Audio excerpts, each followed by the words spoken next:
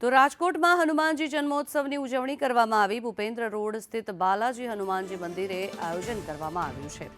અંકુટ અને મહાઆરતી સહિતના વિવિધ કાર્યક્રમોનું આયોજન કરવામાં આવ્યું, જ્યારે હનુમાનજી દાદાને વિવિધ સામગ્રીનો પણ ભોગ ધરાવવામાં આવશે। સવારથી જ હનુમાનજીના દર્શન માટે ભક્તોની લાંબી કતારો અહીંયા નજરે પડી રહી છે।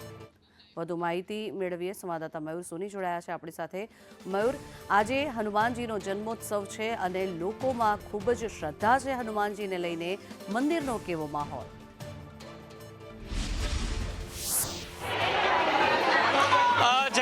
હું સૌપ્રથમ તમને આ દ્રશ્યો બતાવવા માંગીશ। રાજકોટનું ઐતિહાસિક બાલાજી હનુમાનજી મંદિર છે કે જ્યાં ભક્તોની ભીડ વહેલી સવારના 5 વાગ્યાથી લાગી છે।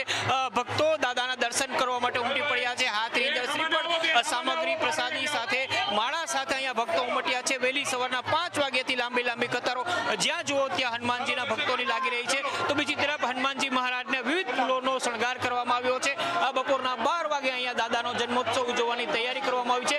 વિશેષ અનુકૂળ છે, ભગવાનને ધરવામાં આવશે। સાથે જ અહીંયા મંદિરના પ્રાંગણની અંદર ખાસ હવનનું, મારુતિ યજ્ઞનું આયોજન કરાયું છે, જેમાં મોટા પ્રમાણની અંદર યુગલો છે એ બેસીને હનુમાનજી દાદાના મારુતિ યજ્ઞની અંદર ભાગ લેવાના છે। એટલું જ નહીં, પરંતુ વહેલી સવારથી વિશેષ પૂજા કરવામાં આવી છે। અહીંયા પૂજારી છે, આપણે તેમની સાથે વાત કરીએ।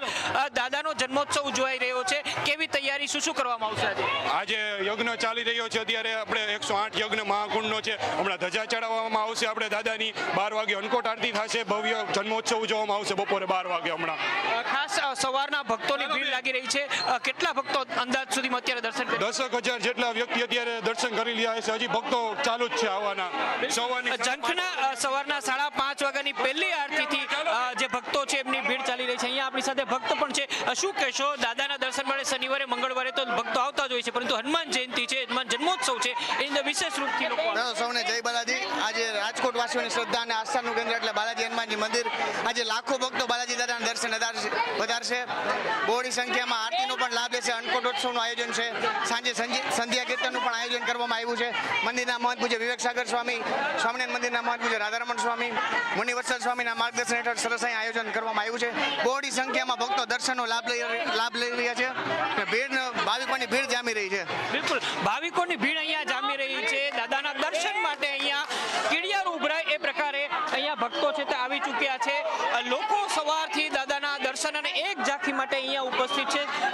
રાતના 12 વાગ્યા સુધી આ પૂજન અર્ચન અને અલગ પ્રકારના વિવિધ કાર્યક્રમો છે બાલાજી મંદિરે આયોજિત થશે। જે પ્રકારે સાળંગપુરની અંદર ભક્તોનો પ્રવાહ હોય છે, એટલો જ પ્રવાહ અહીંયા રાજકોટના બાલાજી હનુમાનજી મંદિરે દાદાના દર્શન માટે જોવા મળી રહ્યો છે। મારુતિ યજ્ઞ અત્યારે ચાલી રહ્યો છે। બપોરના 12 વાગે અન્નકૂટ દર્શનની સાથે ધ્વજા ચડાવવામાં આવશે। દાદાના દર્શનની સાથે અલગ વિવિધ કાર્યક્રમોનું આયોજન પણ જંખના અહીંયા કરવામાં આવ્યું છે। એટલે ભક્તોની અંદર જે પ્રકારે ભગવાન શ્રી રામચંદ્રજીના જન્મોત્સવનો ઉજવણીનો ઉત્સાહ હોય છે, એટલો જ ઉત્સાહ અત્યારે દાદા હનુમાનજીના જન્મોત્સવને લઈને જોવા મળી રહ્યો છે। જી, આભાર આપનો સમગ્ર માહિતી માટે। તો આ હતા સંવાદદાતા મયુર કે જેમના દ્વારા ખૂબ જ સુંદર માહિતી પ્રાપ્ત થઈ હતી। બાલાજી હનુમાનજી મંદિર ખાતે ભક્તોનો જમાવડો જોવા મળી રહ્યો છે।